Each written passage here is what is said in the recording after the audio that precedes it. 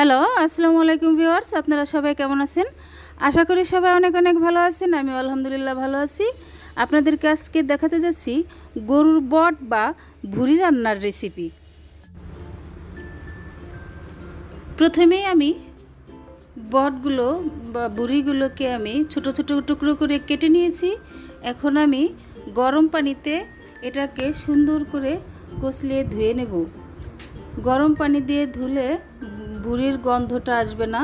যারা ভুঁড়ি জীবনে না খায় তারাও এভাবে রান্না করলে খেতে পারবে ইনশাল্লাহ। পানিটা অতিরিক্ত গরম, তাই আমি চামচ দিয়ে নেড়ে ধুয়ে নিচ্ছি।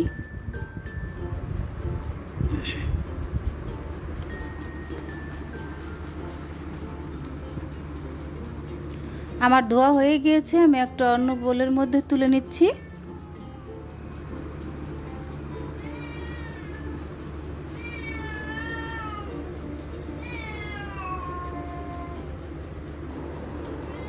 এখন আমি চুলায় একটা প্রেসার কুকার বসিয়ে দিয়েছি।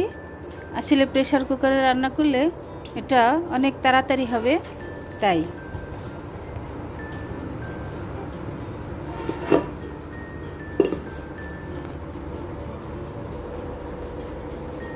আমার তেল গরম হয়ে গেছে। আমি এর মধ্যে দিয়ে দিচ্ছি পেঁয়াজ কুচি,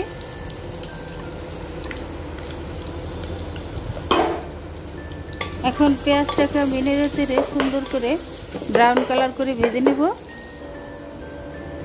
আমার ভাজা হয়ে গিয়েছে। এর মধ্যে আমি দিয়ে দিচ্ছি বাটা মশলা, আদা বাটা,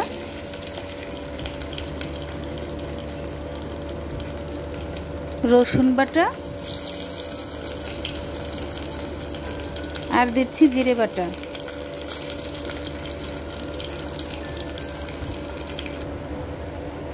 দিয়ে দিচ্ছি হলুদ গুঁড়ো,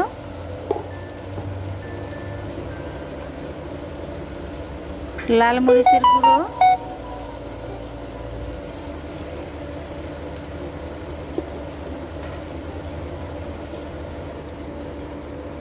দিয়ে দিচ্ছি স্বাদ মতো নুন। এখন এটাকে সুন্দর করে আমি কষিয়ে নেব।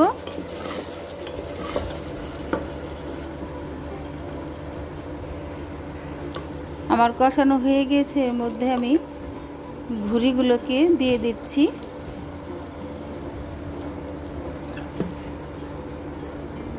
আসলে গরম গরম ভাত অথবা রুটির সাথে এই ভুঁড়ি রান্নাটা খেলে অনেক মজাদার লাগে।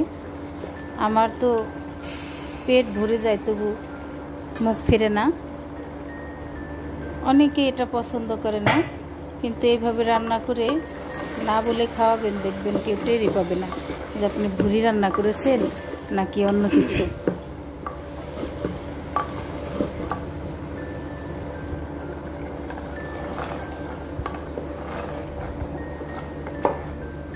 দেখুন, আমি বেশ খানিকটা সময় নিয়ে সুন্দর করে আগে কষিয়ে নিচ্ছি।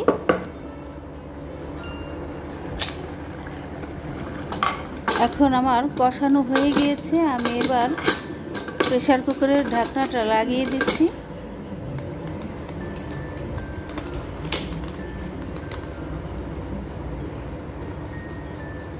আপনারা কমেন্ট করে জানাবেন আমার এই ভুঁড়ি রান্নার রেসিপিটা কেমন হয়েছে।